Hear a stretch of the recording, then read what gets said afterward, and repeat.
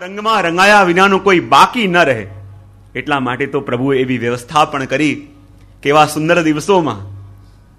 કારણ કે અહીંયા પણ જેની કથા છે, જેને યાદ કરીને ગોપીઓ ગાઈ રહી છે, એ પણ ઘનશ્યામ, અને બહાર જે ચારો તરફ ઘેરાયા છે એ પણ ઘનશ્યામ. માનો અંદર આવો તો અંદરથી પણ ઘેરવા તૈયાર, અને બચીને બહાર ભાગો તો બહાર પણ ઘેરવા તૈયાર. અને વાસ્તવમાં આવા દિવસોની અંદર એ પ્રભુની દિવ્ય કથાનું દર્શન આપણે કરવાનું છે. અને વાસ્તવમાં જોઈએ, હું ઘણી વાર કહેતો હોઉં છું કે જેવો સ્વભાવ આપણા પ્રભુનો એવો જ સ્વભાવ આ ઘનશ્યામનો પણ. આ પણ ઘનશ્યામ અને એ પણ ઘનશ્યામ. અને પેલા ઘનશ્યામના સ્વભાવને જે જાણે એને આ ઘનશ્યામ બરાબર સમજમાં આવી જાય. જ્યારે એ ઘનશ્યામ પણ વરસવાના હોય ને, પેલે બહુ વીજળીના કડાકા થાય, આંધીઓ ચાલે, વાવાઝોડા આવે, સાધારણ લોકો તો ડરી જાય કે આજે શું થવાનું છે, આજે કઈ મોટી વિપત્તિ આવવાની છે. પણ જે ઘનશ્યામનો સ્વભાવ જાણે એને સમજતા વાર ન લાગે કે આવા વાવાઝોડા જ્યાં થઈ રહ્યા છે, આજે વાદળો ગરજી રહ્યા છે, આજે વીજળીઓ ચમકી રહી છે, એ મને ડરાવવા માટે નહીં, પણ આજે એ વરસવાના છે, આજે એ મને ભીગોવાના છે, આજે મને અંગ અંગથી એના મય કરવાના છે. એના પૂર્વ તૈયારીના રૂપે આ વાદળ ગરજે છે. એમ આ ઘનશ્યામ પણ જ્યારે વરસે ને, જીવનમાં પણ આંધીઓ આવે, જીવનમાં પણ કસોટીના વાદળો ગરજે, જીવનની અંદર પણ મુસીબતોની વીજળીના ચમકારા થાય. પણ જે સાધારણ લોકો છે એ તો ડરી જાય, પણ જેના સ્વભાવને જાણતા હોય એને સમજતા વાર ન લાગે કે આ મને ડરાવવા માટે નહીં, પણ હવે એ વરસવા માટે તૈયાર થઈ ગયા છે. એની આ પૂર્વ ભૂમિકા સર્જાઈ ગઈ છે. જે આ ઘનશ્યામને જાણે એ ઘનશ્યામને પણ જાણે, જે આ ઘનશ્યામના સ્વભાવને જાણે એ ઘનશ્યામના સ્વભાવને પણ જાણે. અને વાસ્તવમાં શ્રીમદ ભાગવત શું છે? આપણે કહીએ ભાગવત એ બીજું કાંઈ નહીં, તેને યમ માંગ મયી મૂર્તિ પ્રત્યક્ષ વર્તતે હરે. અમારા આચાર્યોએ તો કહી દીધું કે આ ભાગવત એ કોઈ ગ્રંથ નહીં, પણ અમારા શ્રીજી બાવાનું સાક્ષાત વાંગમય સ્વરૂપ છે. અને ભાગવતના 12 સ્કંધો એ માત્ર 12 સ્કંધો નહીં, પણ મારા શ્રીજી બાવાના સાક્ષાત 12 અંગો છે. અને વાસ્તવમાં એટલા માટે તો શ્રીમદ ભાગવતજીનું આપણે દર્શન કરીએ તો આપણે ત્યાં કહેવાય કે શ્રીમદ ભાગવત એ સાક્ષાત ગોર્ધનનાથજીનું સ્વરૂપ, પણ સુબોધનીજી એ સાક્ષાત સ્વામિનીજીનું સ્વરૂપ. ગીત પણ યુગલ છે, અને યુગલ ગીતનું દર્શન આપણે કરીએ તો એકલા પ્રભુની દ્રષ્ટિથી નહીં, પણ સ્વામિનીજીની દ્રષ્ટિથી પણ આપણે એ ગીતનું, આપણે એ ગોપીઓના ભાવનો અનુભવ કરવાનો પ્રયત્ન કરીશું. કારણ કે સુબોધનીજી શું છે, હું ઘણી વાર કહેતો હોઉં, શ્રી વલ્લભનું પણ એક સ્વરૂપ શ્રી સ્વામિનીજીનું. અને એકવાર જ્યારે સ્વામિનીજી ચાલતા ચાલતા આવતા હતા, દ્રષ્ટિ ગઈ વૃંદાવનની કુંજ નિકુંજોમાં, અને શું દર્શન કર્યું કે કુંજમાં બેઠા બેઠા ઠાકોરજી આંખો બંધ કરેલી છે અને મુખથી કોઈ ગોપીનું રટન કરી રહ્યા છે. અને એટલો બધો તાપ પ્રભુને થઈ રહ્યો છે કે એને યાદ કરતા કરતા પ્રભુના દેહમાં રોમાંચ થાય. ક્યારેક ક્યારેક નેત્રોથી આંસુ વહેવા લાગે, ક્યારેક ક્યારેક એને બોલાવા લાગે, પુકારવા લાગે. સ્વામીજીને ચિંતા થવા લાગી કે હું તો હંમેશા પ્રભુનું નામ લઉં છું, પણ આજે મેં પ્રભુને પણ કોઈનું નામ લેતા જોયા, તો મારા પ્રભુ જેનું નામ લેતા હતા એ ગોપી કોણ થશે?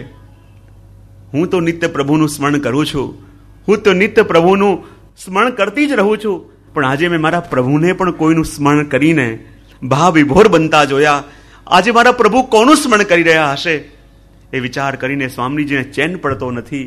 હું કેવી રીતે જાણું કે મારા હૃદયમાં તો પ્રભુ છે, પણ પ્રભુના હૃદયમાં કોણ વસે છે મને ખબર કેવી રીતે પડે? સ્વામીજી એટલા મૂંઝાયા, હું કેવી રીતે જાણું મારા પ્રભુના હૃદયમાં કોણ છે? વિચાર આવ્યો કે આ પ્રભુના હૃદયમાં શું છે જાણી ન શકાય, પણ શ્રી વલ્લભના સ્વરૂપે સ્વામીજી પધાર્યા અને કહે કે આ ભાગવત એ પણ પ્રભુનું જ સ્વરૂપ છે. તો એ પ્રભુના હૃદયમાં કોણ છે જાણી ન શકાય, પણ આ શ્રીમદ ભાગવત રૂપી ગ્રંથનું, ભાગવત રૂપી ભગવાનનું જો મંથન કરીએ તો ખબર પડે એના હાર્દમાં શું છે. અને કહેવાય આપણે ત્યાં 2 સમુદ્ર મંથનો પ્રસિદ્ધ છે. એક 1000 વર્ષ પહેલા થયેલું દેવતાઓ અને દાનો દ્વારા સમુદ્ર મંથન, અને બીજું આજથી 500 વર્ષ પહેલા થયેલું મંથન. સમુદ્ર મંથને કહ્યું શ્રી ભાગવત પિયુષ સમુદ્ર મથન ક્ષમા. આ ભાગવત રૂપી અમૃતના સાગરનું મંથન પણ કર્યું. કહેવાય હજારો વર્ષો પહેલા જે મંથન થયું એ હજારો દેવતાઓ અને દાનવોએ કર્યું.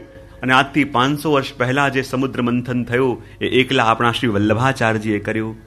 કહેવાય એ વખતે જ્યારે મંથન થયું તો દોરડા તરીકે વાસુકી સર્પને લેવામાં આવ્યો.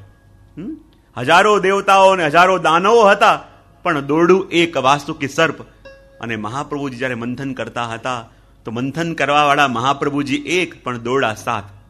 શાસ્ત્રે સ્કંધે પ્રકરણે અધ્યાયે વાકે પદે અક્ષરે વા. આ 7 પ્રકારના દોરડા લઈને શાસ્ત્ર દ્વારા, સ્કંદ દ્વારા, અધ્યાય દ્વારા, વાક્ય દ્વારા, પદ દ્વારા, અક્ષર દ્વારા આ 7 પ્રકારના દોરડા લઈને અને શ્રી મહાપ્રભુજી એ ભાગવત રૂપી સમુદ્રનું મંથન કર્યું. કહેવાય એ વખતે જ્યારે સમુદ્ર મંથન થયું તો મંદરાચલ મથનીના રૂપમાં હતું, પણ જ્યારે મહાપ્રભુજીએ મંથન કર્યું તેમાં સંયોગ અને વિપ્રયોગ ભાવરૂપી મથની લઈને અને આ ભાગવત રૂપી ભગવાનના હૃદયનું મંથન કર્યું. અને જેમ જેમ મંથન કરતા ગયા, જેમ જેમ સ્વામીજી રૂપી વલ્લભ પ્રભુના એક એક અંગનું મંથન કરતા ગયા, અને જ્યાં આવ્યું 10મો સ્કંદ યાની પ્રભુનું હૃદય, અને રોમાંચ થયો સ્વામીજીને, રોમાંચ થયો શ્રી વલ્લભને. આ 10મો સ્કંદ એ તો પ્રભુનું હૃદય છે, અને જ્યારે આ હૃદયનું મંથન કરું તો મને ખબર પડશે કે મારા પ્રભુના હૃદયમાં કોણ છે.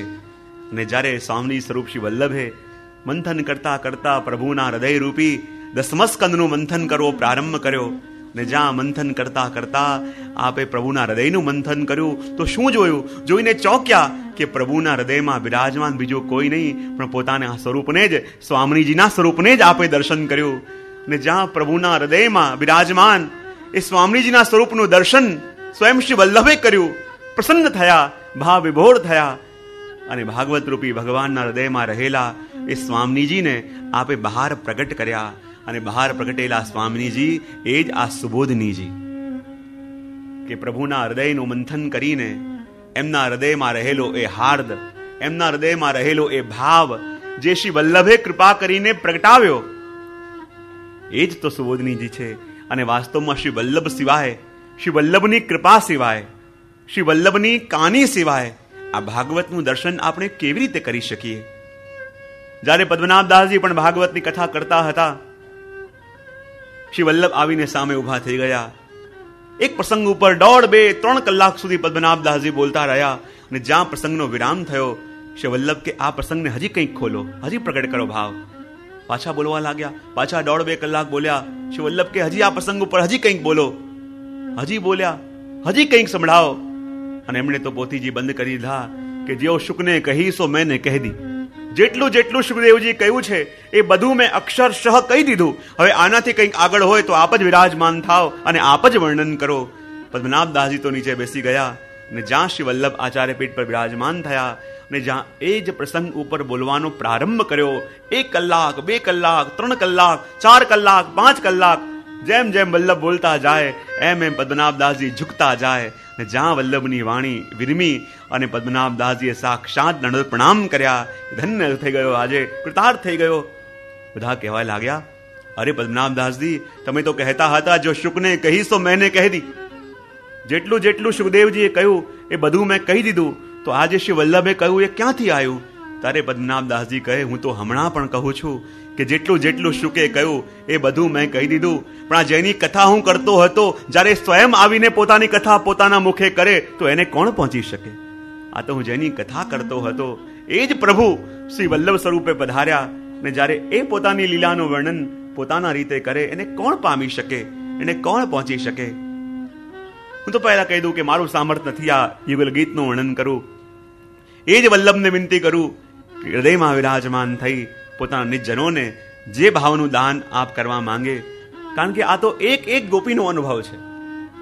યુગલ ગીત વાસ્તવમાં આપણને ખબર પડે કે પ્રભુની સામે હોય તો શું કરવું, પણ જ્યારે પ્રભુ દૂર હોય ત્યારે શું કરવું, એનો સાચો પરિચય, એ સાચી રીત જાણવી છે. તેના માટે યુગલ ગીત. અને વાસ્તવમાં જોડે રહીને પ્રેમની પરીક્ષા ન થાય. જ્યારે એનાથી દૂર જઈએ અને એનાથી દૂર જઈને આપણું મન એનું કેવું ચિંતન કરે છે, એનું કેવું